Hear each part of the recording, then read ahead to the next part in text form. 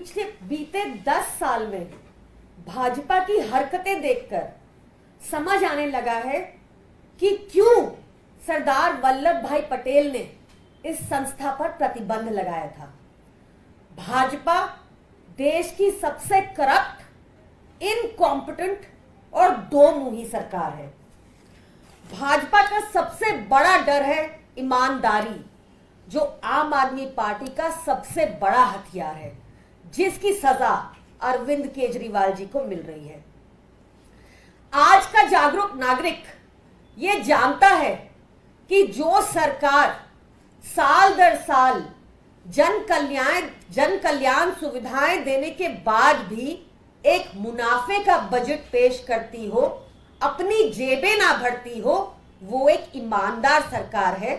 और दूसरी तरफ है भाजपा, जिसके सारे के सारे स्टेट्स घाटे में हैं, क्योंकि वहां के नेता अपनी जेबें भरते हैं, कोई जन कल्याण सुविधाएं नहीं देते। आज देश के ऊपर 200 लाख करोड़ का कर्ज चढ़ाया है भाजपा ने।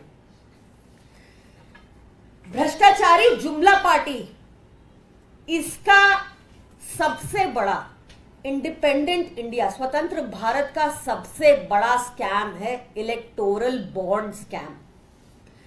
आपको याद होगा, इलेक्टोरल बॉन्ड स्कीम के इंप्लीमेंटेशन होने से पहले आरबीआई गवर्नर ने 2017 में चिट्ठी लिखकर भाजपा को बताया कि ये इलेक्टोरल बॉन्ड स्कीम बिल्कुल अवैध है, काले पैसे को सफेद मात्र करने की एक स्कीम है, इसको इंप्लीमेंट ना किया जाए। उर्जित पटेल ने भी नहीं सोचा था कि भाजपा अपने एक्सटॉर्शन डिपार्टमेंट द्वारा इस स्कीम के थ्रू उगवाही कराएगी। उर्जित पटेल जी को ये चिट्ठी लिखने के बाद इस्तीफा देना पड़ा था, हम सब ये जानते हैं। बंगारू लक्ष्मण की पार्टी ने 2 साल से हमारे ऊपर अनगिनत रेडें कराई।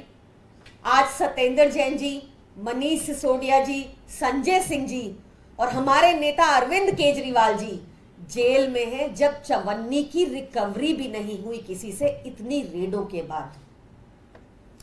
एक डिले स्ट्रैटेजी के चलते ईडी और सीबीआई ने करीब 51,000 डॉक्यूमेंट्स कोर्ट के समक्ष रखे।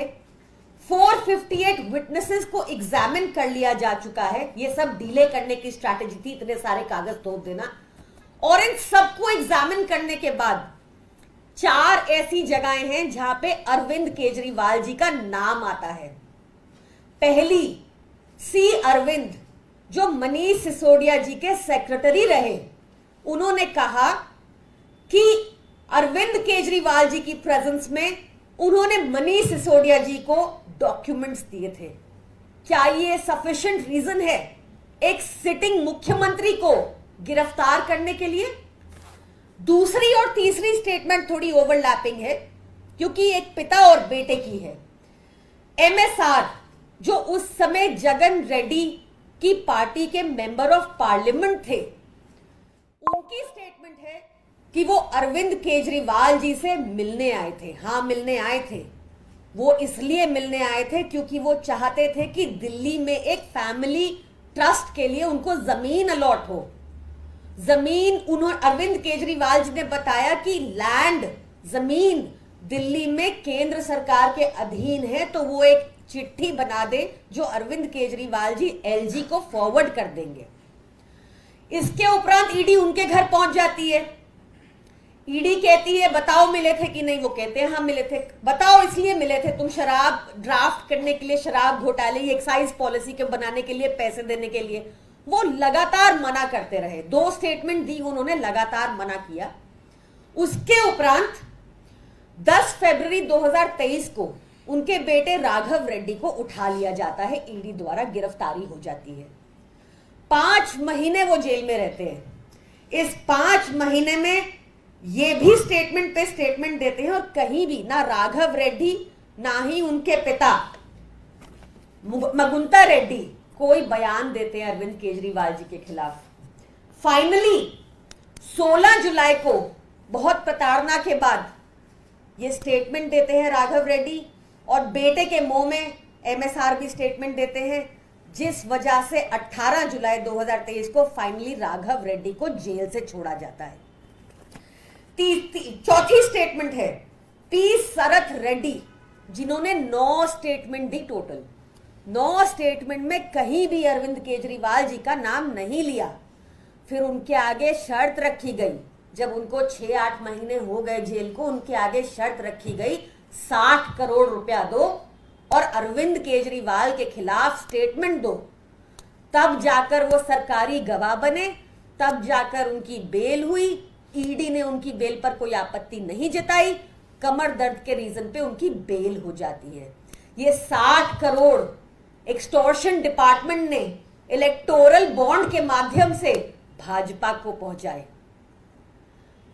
ये सारी स्टेटमेंट्स जिसमें अरविंद केजरीवाल जी का नाम नहीं लिया जाता, ये कोर्ट के समक्ष नहीं रखती इनकी ईडी। ये सारी सेक्शन 50 की पीएमएलए की स्टेटमेंट्स थी, ये कोर्ट के समक्ष नहीं जाती, ये सप्रेस कर ली जाती है। हमसे अक्सर पूछा जाता है, अच्छा ये भी बता दूं पी शरथ रेड्डी का स्टेटमेंट क्या था। उन्होंने खाली इतना कहा कि मैं विजय नायर के साथ अरविंद केजरीवाल जी को मिलने गया था, अरविंद केजरीवाल जी जल्दी में थे, उन्होंने कहा कि विजय से बात कर लो। क्या ये पर्याप्त रीजन है एक सिटिंग मुख्यमंत्री को जेल में रखने का? 2 साल हो गए, ट्रायल भी शुरू नहीं हुआ इस केस में, हमें बेल क्यों नहीं मिल रही, अक्सर पूछा जाता है। भाजपा ने पीएमएलए कानून में ऐसे संशोधन कर दिए 2018 में कि जब तक ईडी नहीं कहेगी फर्दर इन्वेस्टिगेशन नॉट रिक्वायर्ड, तब तक बेल मिलना नामुमकिन है। ईडी ने कब कहा ऐसा कि further investigation not required? ED ने कहा छगन भुजबल के केस में, कोर्ट में कहा कि फाइलें खो गई, केस बंद हो गया। ईडी ने कहा अजीत पवार के केस में, जब चार्जशीट से नाम गायब हो गया। ईडी ने ऐसा कहा प्रफुल्ल पटेल के केस में, जब केस की फाइलें सारी बंद हो गई, जब वो भाजपा में शामिल हो गए तीनों लोग। ईडी ने ऐसा कहा शरथ रेड्डी के केस में, ईडी ने ऐसा कहा राघवा रेड्डी के केस में। मोदी जी रेस में अकेले आकर दौड़कर फर्स्ट आना चाहते हैं और इसलिए वो लगातार विपक्ष की सारी बुलंद आवाजों को जेल भेज रहे हैं। अरविंद केजरीवाल से तो उनको शुरू से ही अच्छा खासा डर है, क्योंकि ईमानदारी अरविंद केजरीवाल का सबसे बड़ा गहना है। इस नाइंसाफी के खिलाफ, लोकतंत्र को बचाने के लिए हम सब विपक्षी पार्टियां 31 मार्च 2023 को सुबह 10 बजे रामलीला ग्राउंड पहुंच रहे हैं। और आप लोगों से भी रिक्वेस्ट है, जो भी दिल्ली के वासी हैं, जो भी बाहर के वासी हैं, सब आइए और इस करप्ट भाजपा के खिलाफ आवाज उठाइए। धन्यवाद।